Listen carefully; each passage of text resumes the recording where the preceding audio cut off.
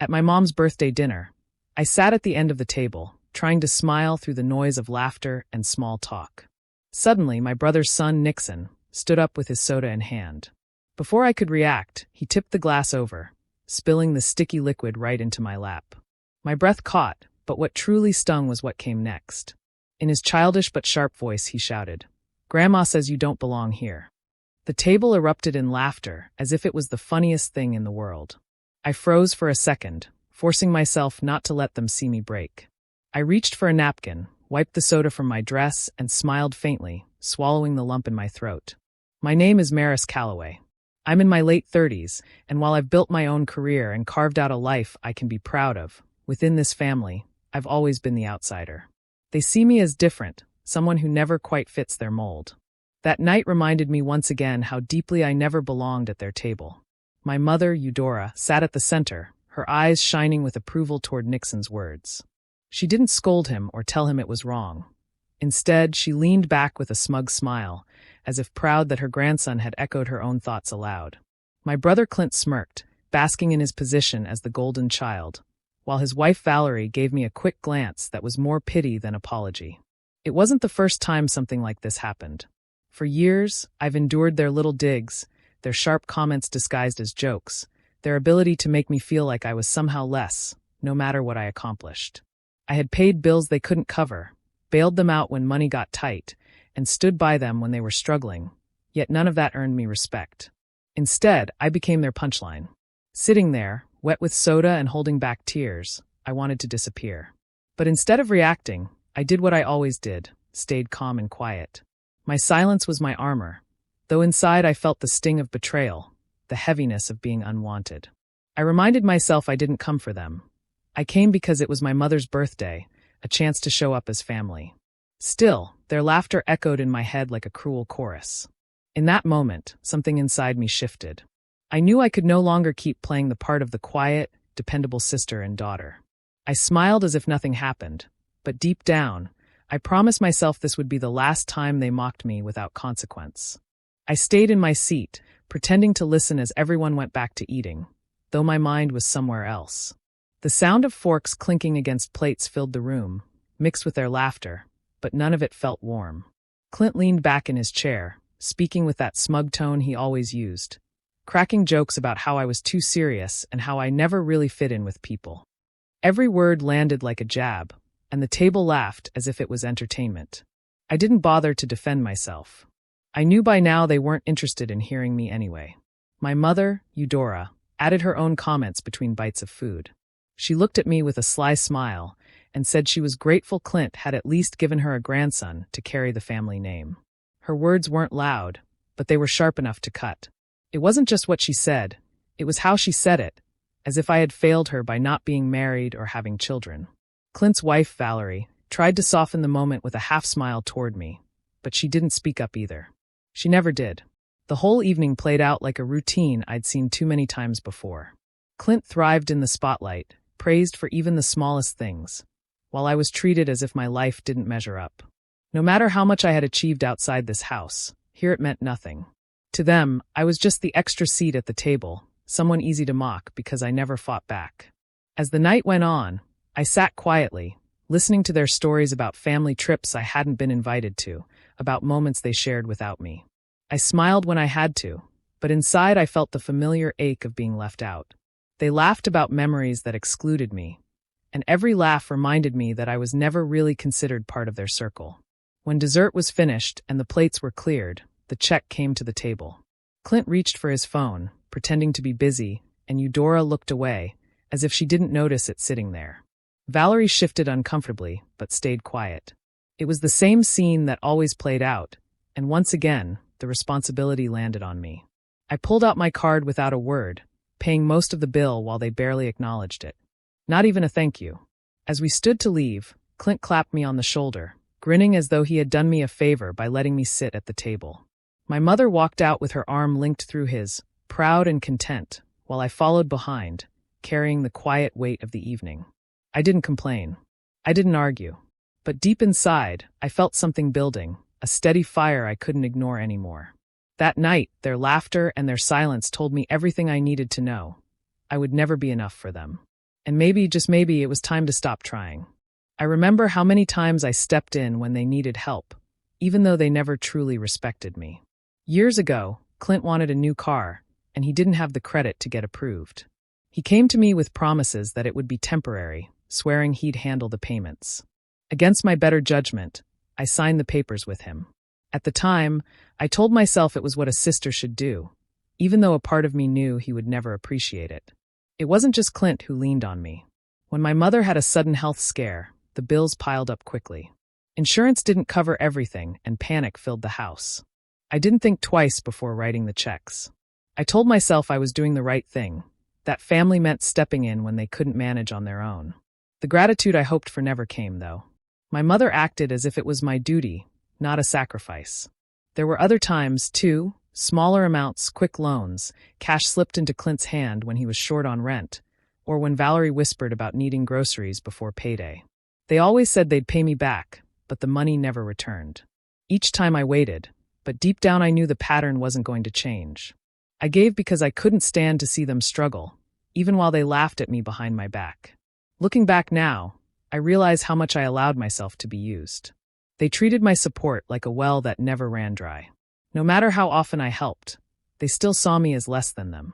They leaned on me when it was convenient, but when it came to showing kindness or respect, they had none to give. One memory stands out sharper than the rest. I can still see Clint's smirk when he told me I was nothing more than the backup plan of the family. He said it like a joke, but I knew he meant it. To him, I wasn't someone to look up to or appreciate. I was just there to catch him when he fell, to cover his mistakes, to make sure he never had to face the hard parts of life alone. My mother didn't correct him. She just sat there as if it was true. That comment replayed in my head more times than I care to admit. It was the moment I realized they never saw me as equal. No matter what I gave, no matter how much I sacrificed, I was always the outsider, useful only when they needed something. Even then, I stayed quiet. I convinced myself it was better to avoid conflict, that keeping peace was worth more than speaking up. But every favor, every dollar, every insult stored itself inside me, waiting for the day I couldn't ignore it anymore. And that day was closer than they ever expected. That night when I got home, I dropped my purse on the table and sat in the dark for a long time. The silence around me felt heavy, but inside my head the noise of that dinner still rang loud. I could still feel the cold soda soaking through my clothes, hear the echo of their laughter, and see the way my mother's face lit up when Nixon repeated her words. It wasn't just a child's prank, it was proof of how little I mattered to them. I thought about all the moments I had swallowed my pride, telling myself things would get better, that one day they would finally see me differently. But every memory came back sharper than before. The small comments, the looks, the constant reminder that I didn't belong. It wasn't one night of humiliation. It was years of being pushed aside, years of being expected to give without ever receiving even basic respect. The more I replayed it, the clearer it became. Something inside me hardened. I realized I couldn't keep living as their safety net. I had spent too long believing that blood was reason enough to put myself last. That night I understood it wasn't loyalty that kept me tied to them. It was fear of being alone. And in that moment, I decided being alone would be better than being used. I stood up and went to the drawer where I kept important papers. I pulled out the folder with the loan documents I had signed with Clint. My name sat there beside his, a reminder of the way I had once trusted him. Looking at it made my chest tighten, but it also gave me a strange sense of power. For the first time in a long while, I held control.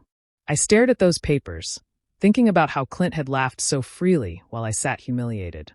I thought about my mother's silence, her choice to side with him again, and about all the times they had leaned on me without a second thought. I realized then that they never expected me to stop. They thought I would always be there to rescue them, no matter what. My hands shook a little as I made my decision, but my mind was steady. I wasn't going to carry his burden any longer. I wasn't going to let my name keep him afloat while he treated me like I was disposable. I signed the release, removing myself from the loan completely. In that moment, it felt like I was cutting a cord that had held me down for years. When I finished, I placed the papers back in the drawer, but this time, I felt different. I no longer felt like their backup plan. I no longer felt powerless. For the first time, I chose myself over them. And though they didn't know it yet, that choice was going to change everything. The next morning, the first ripple of my decision showed itself. Clint's car, the one he had flaunted so proudly, was taken right from the driveway.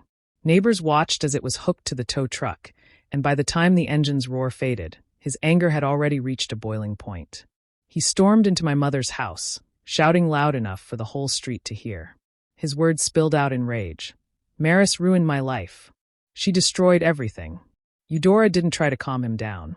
Instead, she added more fire to the storm. With her arms crossed and that cold expression she saved just for me, she told Clint I had always been jealous of him. She spoke as though I had been plotting against him, as if my only joy in life was to watch him fail. Hearing that from her didn't surprise me anymore, but it still cut deep. I knew she would never defend me, not even when the truth was right in front of her. Valerie tried to step in, asking Clint to lower his voice, but he ignored her. His pride was bruised, and in his mind, I was the enemy. He repeated over and over that I had betrayed him, twisting the story into something he could present to others as fact. And soon enough, that version began spreading like wildfire. By midday, the phone calls and whispers had started. Aunts, uncles, and cousins I hadn't heard from in months suddenly had an opinion about me. They didn't ask for my side. They didn't question Clint's claims. They simply repeated his words, branding me as selfish and heartless. In their eyes, I was the sister who had pulled the rug out from under her own brother.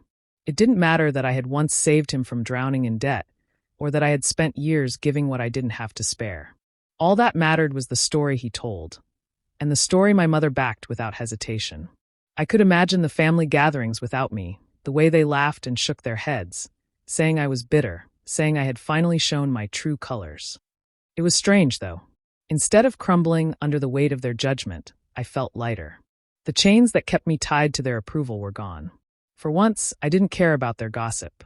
Clint paced my mother's living room, cursing my name, acting as though I had stolen the ground from under him. But deep down, I knew this wasn't about me. This was about his own choices catching up with him. I had only stepped away and refused to clean up his mess again. Still, the family turned it into a tale of betrayal, because it was easier to paint me as the villain than admit Clint had built his house on sand.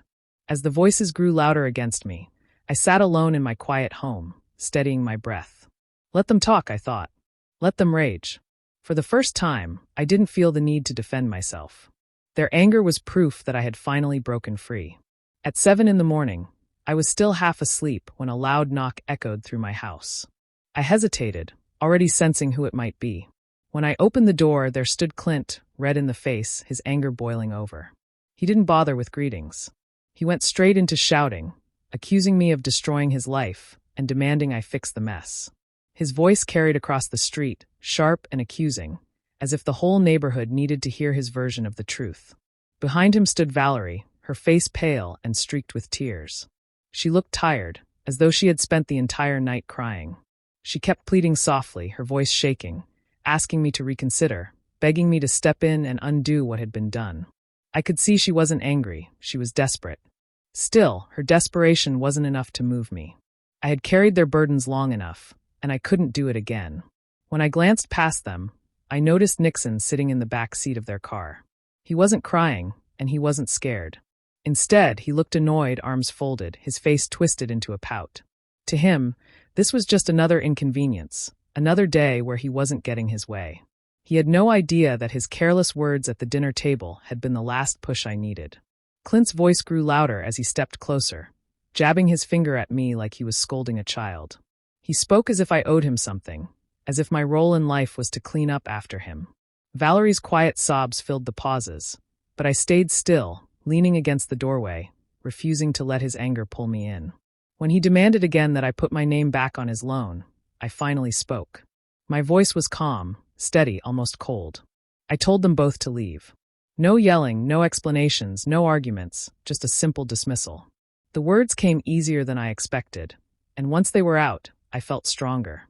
Clint's face twisted with disbelief, like he couldn't comprehend that I had dared to stand against him. Valerie tried once more, her hands clasped as if prayer might change my mind, but I shook my head. There was nothing left to say. For a moment, there was silence. Then Clint turned, muttering curses under his breath, dragging Valerie back toward the car. Nixon stayed in his sulk, slamming the door once they got inside. The car pulled away with a screech, but I didn't flinch. I closed the door gently behind me and let out a long breath.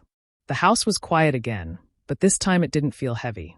I stood there in the stillness, realizing I had just faced them down without bending, without giving in. For the first time, I didn't feel like their backup plan or their target. I felt free, and I knew there was no turning back. Later that day, the calls began. First it was Clint, his voice shaking with rage on the other end of the line. He didn't plead this time, he threatened. He shouted that if I didn't step in to fix what I broke, he would make sure my life was miserable. His words came sharp and fast, promising to drag my name through the mud, to turn everyone against me. He wanted me to be scared, to feel trapped, but all I felt was a strange calm. Not long after I hung up, my phone lit up again. This time it was Eudora. I let it ring once before answering, already knowing how the conversation would go. Her tone was firm, almost rehearsed, as she reminded me that family is supposed to stick together. She said it as though loyalty meant nothing more than blind sacrifice. "You don't turn your back on blood, Maris," she told me. To her, my decision wasn't about boundaries or respect. It was betrayal. I took a slow breath before replying, and for the first time in my life, I spoke the words I had always buried. I told her plainly, "You never treated me like family. You just used me when it suited you." The silence that followed was heavy, as though my honesty had cracked something she wasn't prepared to face. She didn't apologize, of course. She just sighed, disappointed that I hadn't folded like I always did. Clint called again not long after, doubling down on his anger. His voice was laced with bitterness, but this time he shifted tactics. Instead of threats, he tried guilt. "I've got a kid to raise, Maris," he said, his tone softer now, as though appealing to whatever sympathy I had left. He tried to remind me of responsibility, painting himself as a struggling father who only wanted the best for his son. But I couldn't forget the scene at that birthday dinner. I reminded him of it myself. I asked him if he remembered Nixon standing in front of everyone, dumping soda on me and shouting words he clearly learned at home. I asked him if he remembered how the table laughed, how no one stepped in to stop it. My voice didn't rise.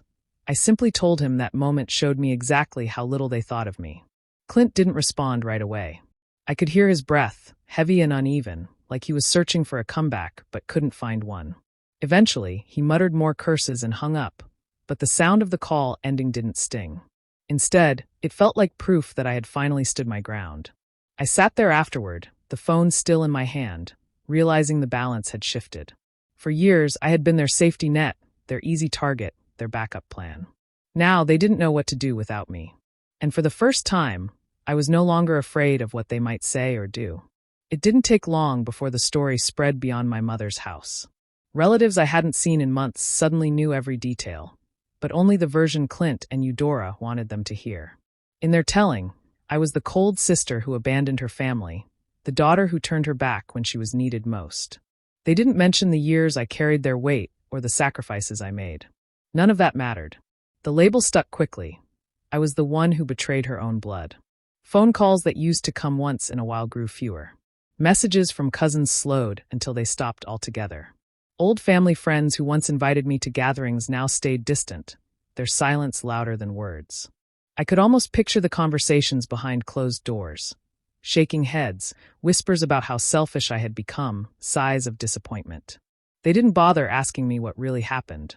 It was easier for them to believe the story Clint and Eudora painted. I noticed the shift most when I walked into familiar places. At church, people greeted me with polite smiles but no warmth. At the grocery store, an aunt who lived nearby looked away instead of waving. The connections I once had, fragile as they were, slipped through my fingers one by one. I had always been on the edge of the family circle, and now I was pushed completely out. At first, the weight of their judgment stung. I would lie awake some nights replaying their laughter at that birthday table, wondering how I had ever convinced myself that I mattered to them. But the longer I sat with the silence, the more something unexpected began to grow inside me. For the first time, there was no constant ringing phone, no sudden requests for money, no manipulative guilt pressing down on my shoulders. It was strange, but the distance felt like a kind of release. I realized I no longer had to live up to their impossible standards. No more waiting for approval that would never come. No more being the convenient option whenever trouble came knocking. In losing them, I was gaining space to breathe. The isolation became clarity. I had always been afraid of being cut off, of standing alone without a family to call my own. But standing outside their circle, I began to see it wasn't a family I had lost. It was a chain. Every cold glance, every whispered rumor, every door that quietly closed made me stronger, not weaker. By the time the calls and visits stopped completely, I no longer felt sorrow. I felt something close to peace. For the first time in my life, I wasn't being defined by their opinions or weighed down by their demands. I was free, and I wasn't about to let that freedom slip away. Clint's troubles grew faster than he could handle. The car was just the beginning. With no reliable way to get to work and overdue bills stacking on the counter, his world started crumbling. Creditors began calling, notices piled up, and his paycheck was never enough to cover the mess he had created. Every decision he had made, every careless moment of spending, was now staring him in the face. Valerie, who had once defended him in every argument, started losing her patience. She was tired of watching her husband ignore responsibilities while dragging the family deeper into chaos. She had spent years covering for him, but now she had nothing left to give. The arguments grew louder, the distance between them wider. Slowly, she began stepping away, not just in words, but in actions.